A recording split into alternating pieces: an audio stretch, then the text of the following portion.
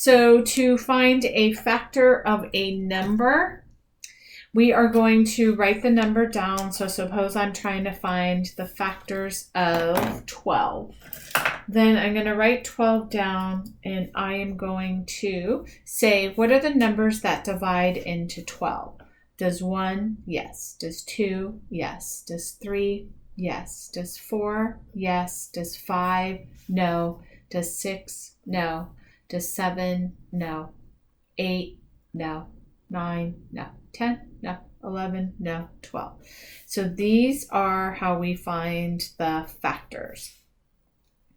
Prime number means that it only has 1 in itself. So for example, 5 is a prime number because the only things that divide into 5 are 1 and 5. This is a composite number,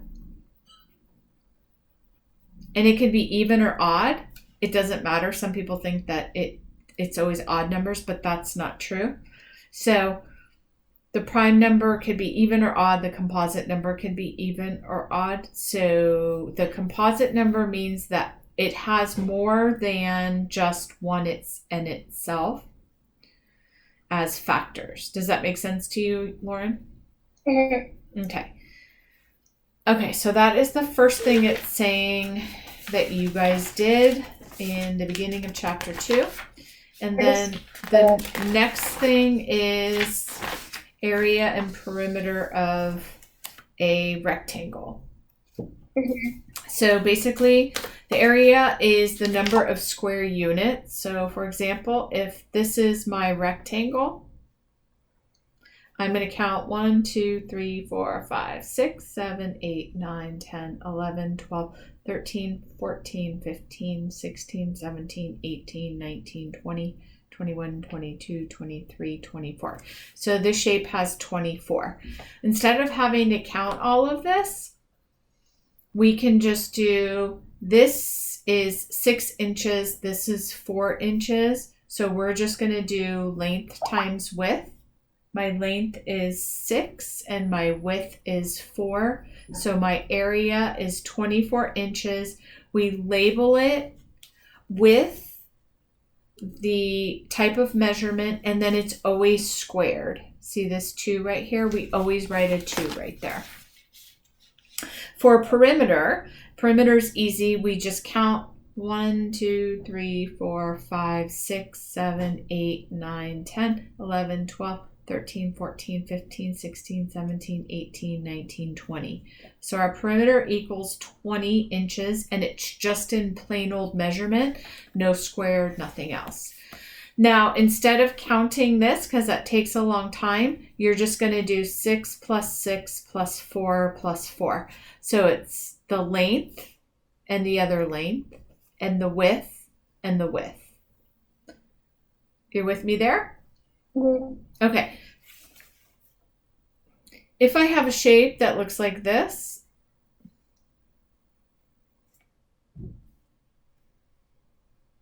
it's obviously not even. So if we have these squares, we just count the squares. 1, 2, 3, 4, 5, 6, 7, 8, 9, 10, 11, 12, 13, 14, 15, 16, 17, 18. But if we don't have that, we say this side is 3, this side is 2, this is 1, this is 1, 2, 3, 4. This is 2, this is 1, this is 1, this is 2, this is 1, this is 3. That's a lot to keep track of. So what we're going to do is we are going to try our best to make them into even shapes. So I'm going to make it into maybe something like this. So I'm going to find out what the area is of this shape, of this shape, of this shape, and this shape, and then I'm going to add them all together. So sometimes we have to move stuff around. This is no longer going to be a 2, right? It's going to be a 3. So basically we have a square that is 3 by 3, right? Mm-hmm.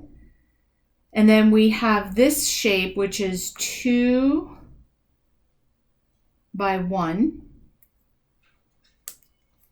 That's the shape right here. I'll just label these like this so you could see what shape we're doing. And then this shape is 4 by 1. So we'll make this shape right here. And then this one is 3 by 1. Does that make sense to you, honey?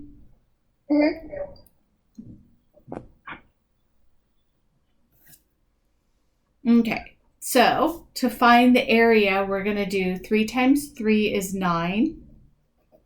So this one is 9. This one is 2 times 1 is 2. This is 3 times 1 is 3. And this one is 4 times 1 is 4. So now we're going to add them together. 9, 10, 11, 14, 18. Okay. Okay. Now they're talking about displays of data.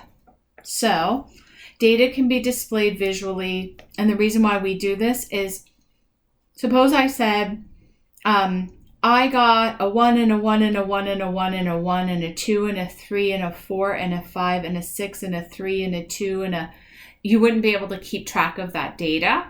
So the easiest thing to do is to do some type of graph to show the data in an organized way. So suppose we rolled the die 10 times. Our die could be a 1, a 2, a 3, a 4, a 5, a 6, and we rolled it 10 times.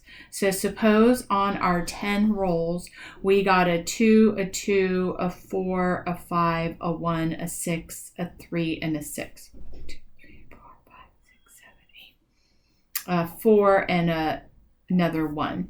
This doesn't really make any sense, but if we start plotting it, so a 2 and a 2 and a 4 and a 5 and a 1 and a 6 and a 3 and a 6 and a 4 and a 1, that starts to make more sense. Now I could say, what didn't show up very much? A 3 and a 5.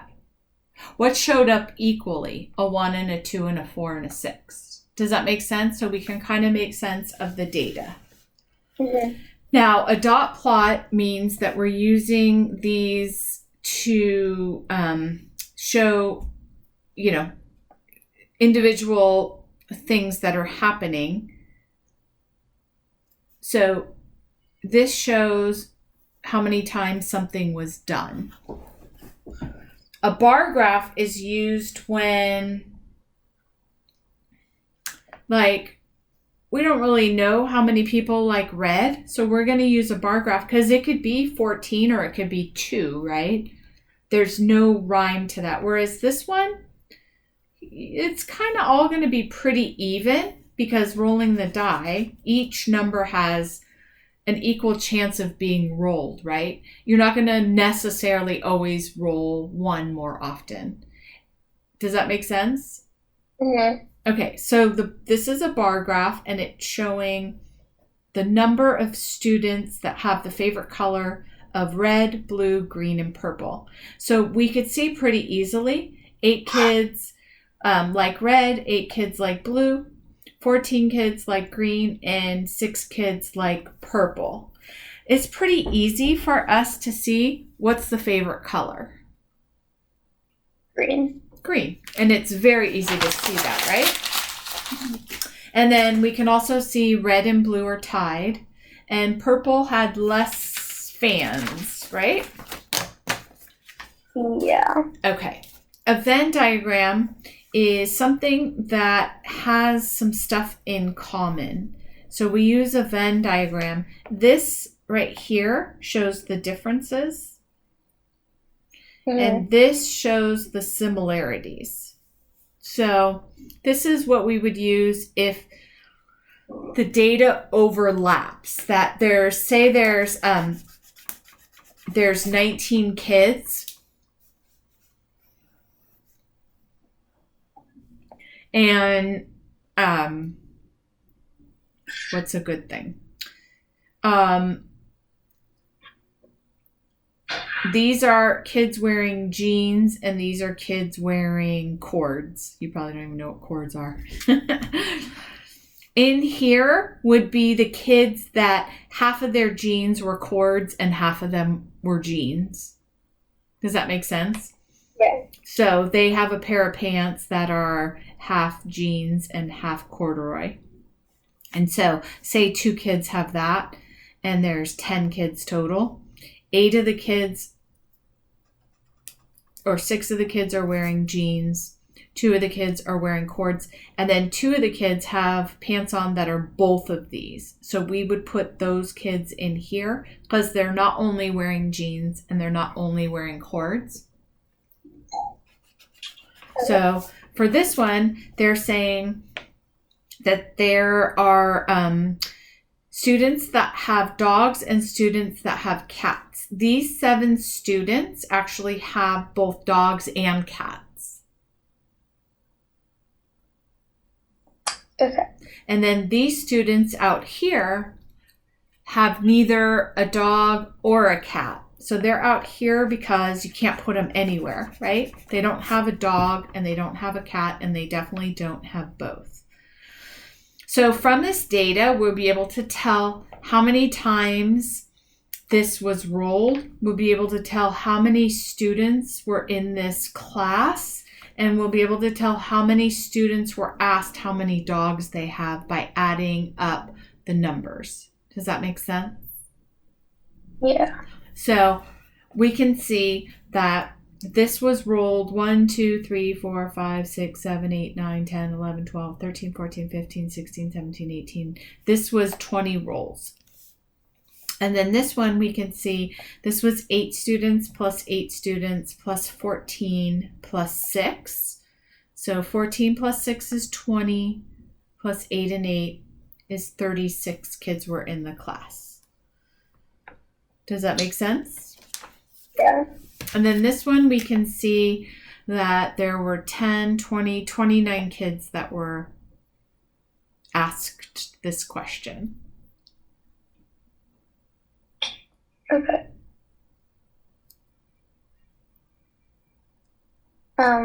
No, hold on.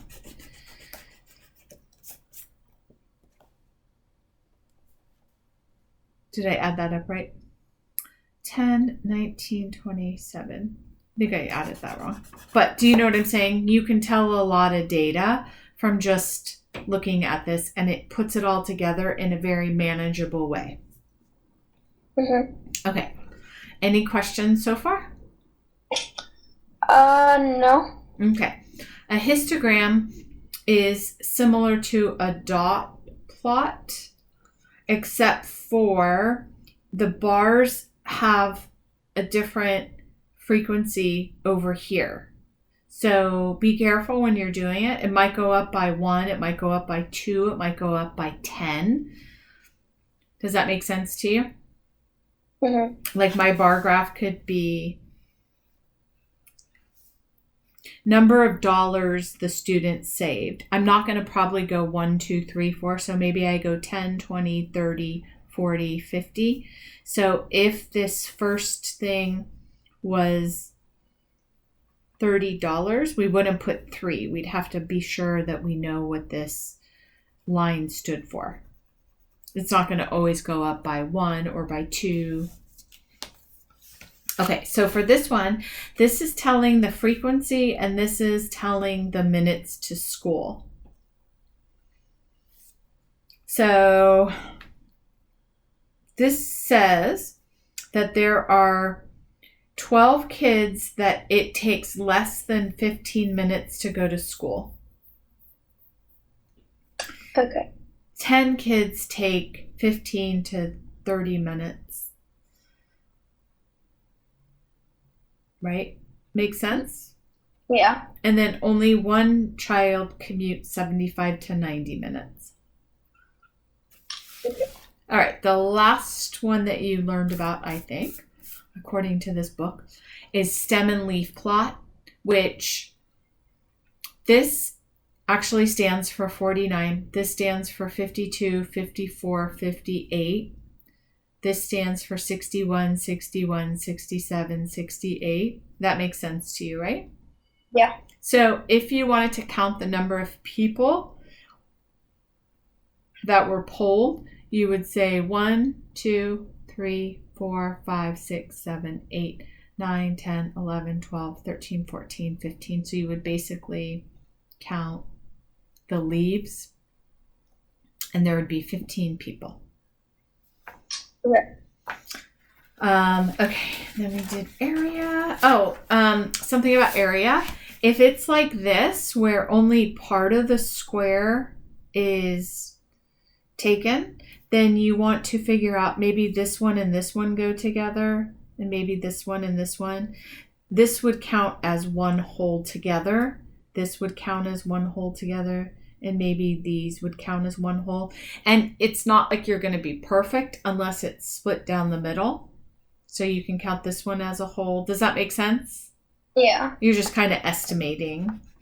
So what I like to do is I like to count the ones that are 100% shown. Like this one is 100% in the square.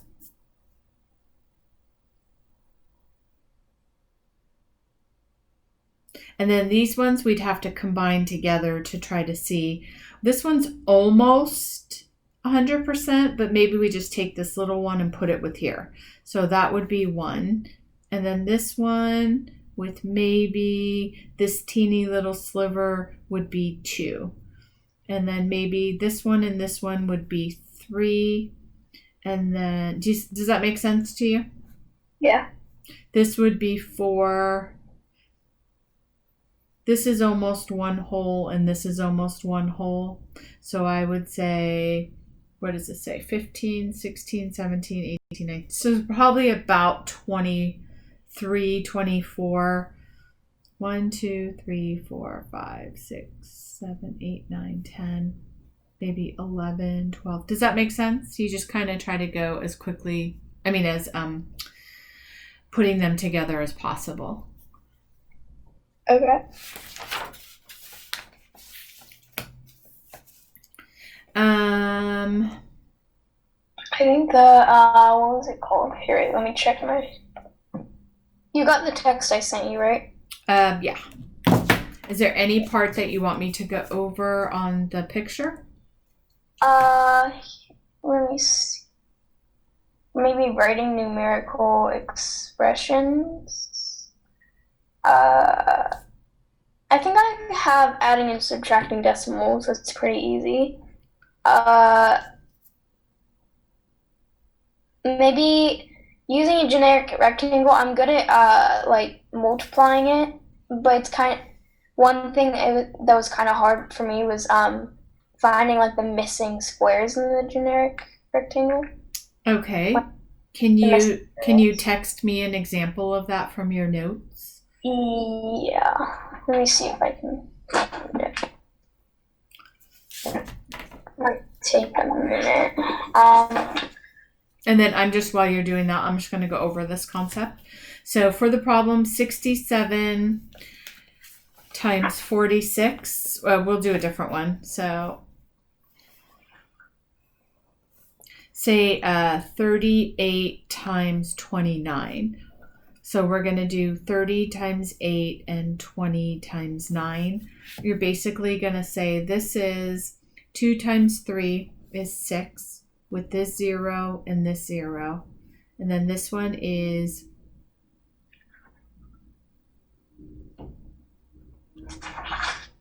2 times 8 is 16 with this 0.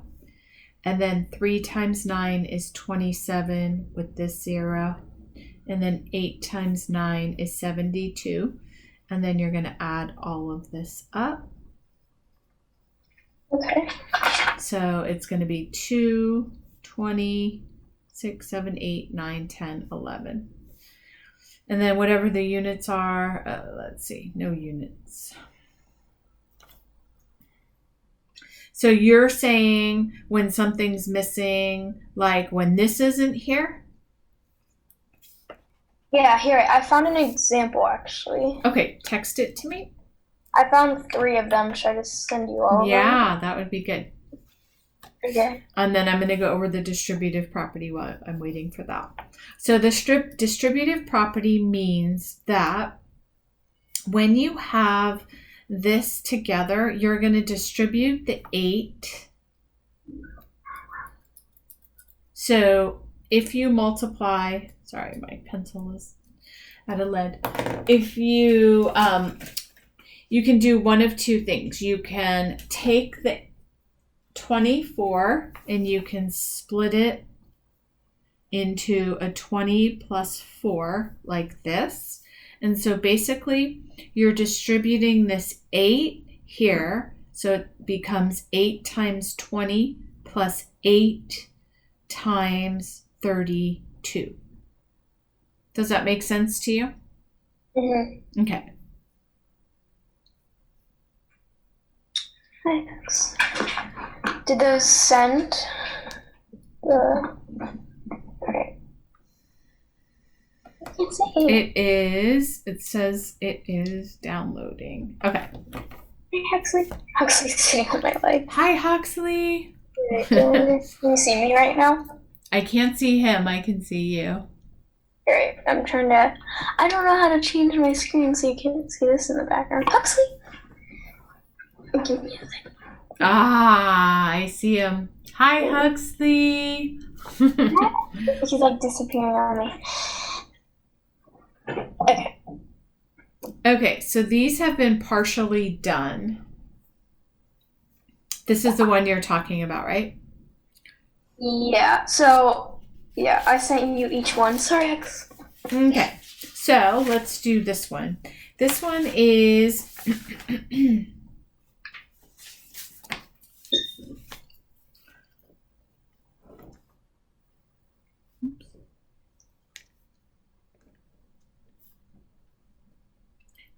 Okay, so is there anything else that explains this, or is it just this rectangle? Yeah, I just want you to find the missing numbers. Okay. So, kind of get how you find that. I think you have to multiply, like... Here. Okay. Check So this. let's take this other one. So they're saying 60 is over here. So what would make this true? It would have to be, this is the hundreds, this is the tens, and this is the ones, right? Mm-hmm. So if this is the hundreds, and this is the tens, and this is the ones, we already know that 6 and 54 are related. So what would make this true? 54 divided by 6 is what? 9. So when they give you 2 parts of the problem, you can divide it out. So they are saying 54 and 6 are related somehow. How are they related? Well, I know 54 divided by 6 is 9. So that means the 9 must go here to make it true. Then you check. 9 times 6 is 54. Is that true? Yes. Okay. And then this number right here is 60. So 4,200, we can just write it over here, divided by 60 equals what? Well, I know 6 goes into 42 7 times, and then this 0 takes care of this 0. So now I know that this right here is 70. Now let's check it. 6 times 7 is 42, and then I have 1 0 and another 0. So now I know this is true. Now if this is true, I can do this one. 7 times 9 is 63 with a 0. So this is 630. And now the only thing I don't know is what this hundredths is. But 9 times something equals 45. What is my 9 times something? 5. So now I know this is a 5, but it's not just a 5, it's a 500. Okay. And then now I can figure out 6 times 5 is 30. So I need this 0, and I need this 0, and I need this 0. Okay. Now to get my answer, I'm going to add... Oh, I didn't do this one yet. What is 60 times 6? It's 36 with a 0. Now I'm going to add all of this up. 30,000 plus 4,500 plus 4,200 plus 630 plus 360 plus 54. So I got 39,744. Now I'm going to check my answer. So this number is 576 times 69. Okay. If that comes out to 39,744, then I have done all of this correct. Okay. So basically what you have to do is you have to work with what they give you. So for this one, 4 divided by 2 is what? 10 times 2 is what? And you just keep working your way backwards to what you know. Okay, so... Okay. So, it makes sense. I think I just need to practice it. Yeah. And then, yeah. And that's fine. So we Okay. know this is going to be a what? This one is going to be... Wait, so would you do... What would you divide? You would divide, like... Whatever they give you. So anything you can divide? So for example, they didn't give me anything in this column, but they did give me something in this column. Okay. So if this is a... into 10? Yeah, so if this is a 2, what would 2 times what would equal 4? A 2. So I know a 2 has to be here. And then if I know that's the case, 40 divided by 2 is what this is going to be. Because I'd have to do this times this to get the 40. So 40 divided by 2 is 20. Right? And now I could fill this in. 20 times 10 is a 2 with 2 zeros. And then 10 and 2 is 20. So the original problem was this part was 22 and this part was 12. So it was 12 times 22. Okay. Makes a little more sense now. I think yeah. It's kind of like the Sudoku puzzles. Have you ever done those? Yeah. I did that all So the you time. can't just fill in like, oh, this top box here and this top box here. You have to go to the ones that you can fill out. Okay, so I'm going to stop the video and then